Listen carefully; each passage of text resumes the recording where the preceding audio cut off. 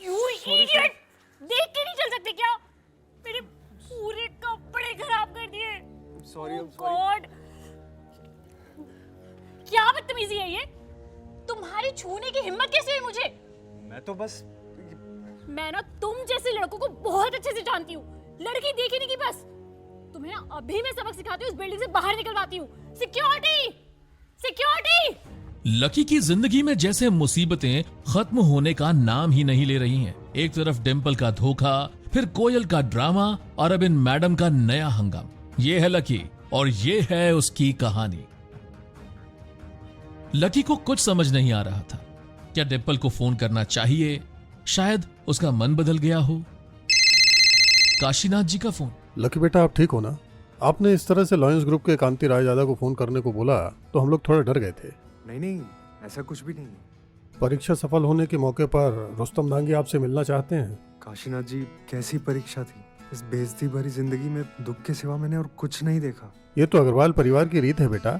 जो इस परीक्षा में सफल होता है उसे ही बिजनेस की कमान मिलती है। ठीक है, मैं रुस्तम जी से मिल लूंगा। मैं उन्हें बोल देता हूँ, वो आपके कॉलेज आ जाएंगे। नहीं, कॉलेज नहीं, मैं खुद जाऊंगा उनसे मिलने। पर लकी बेटा, ऐसा नहीं होता। आप मालिक हैं। देखिए, मैं नहीं चाहता कॉलेज में किसी को भी मेरा सच पता चले। रुस्तम जी यहाँ आएंगे तो बवाल हो जाएगा। काशीनाथ जी उसके बाद कुछ नहीं बोले। वो अब जान चुके थे कि लकी के लिए कितना जरूरी था कि उसकी सच्चाई किसी के सामने ना।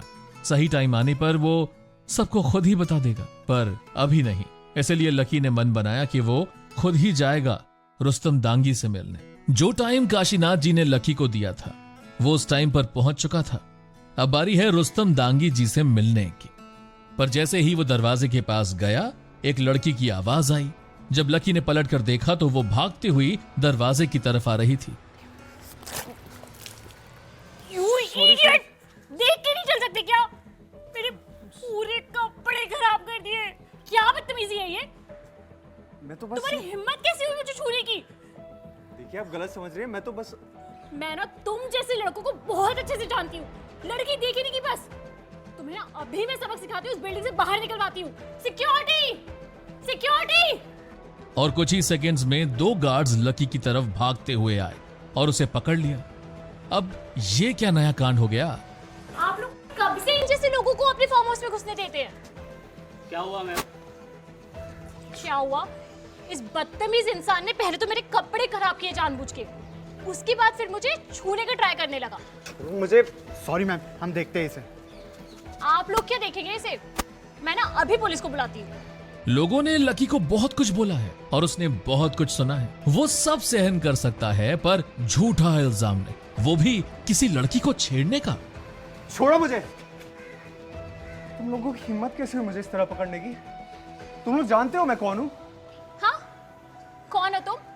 एक सड़क छाप फटीचर इंसान जो यहाँ वहाँ लड़कियों को देख के लाइन मारता रहता है। यही पहचान है ना तुम्हारी? बस, तुम भी जानती हो ऐसा कुछ नहीं हुआ था। पुलिस को बुला रही थी ना तुम? बुलाओ। मैं भी तुम लोगों पे डिफेमेशन और मेंटल हरासमेंट का केस दाखिल करूंगा। तुम्हें तो ना मैं बाद में देखूं। यहाँ क्या हो रहा है? देखिए, मुझे रुस्तम डांगी जी ने बुलाया है और ये लोग बिना मतलब मुझे परेशान कर रहे हैं। क्या आप लक्ष्मण सर हैं? शायद सच में पैसा और उसकी ताकत बोलती है।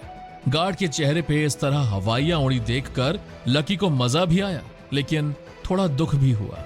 पर रुस्तम दांगी का नाम सुनकर इन लोगों को इतना झटका क्यों लगा? इन सवालों के जवाब जानने के लिए सुनिए इंस्टा मिलियनेयर का ये फुल एपिसोड।